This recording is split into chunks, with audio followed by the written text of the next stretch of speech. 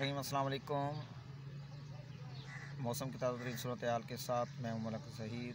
जैसा कि गुज़श्ता दिनों आपसे ज़िक्र किया था एक समुद्री तूफ़ान का, तो उस समुद्री तूफ़ान के असरात आना शुरू हो गए हैं।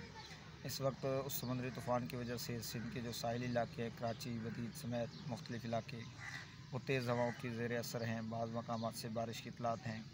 आने वाले दिनों में सिंध के मुख्तलिफ़ इलाकों में तेज़ हवाओं, ख़ासकर सिंध की साहिली पट्टी में, कराची में, बदीन, ठट्ठा, थरपारकर, उमरकोट, बदीन के इलाकों में वक्फे से तेज़, बाज़ मकामात पर शदीद तेज़ हवाओं, आंधी और गरज चमक के साथ शदीद बारिश की तवक्को है।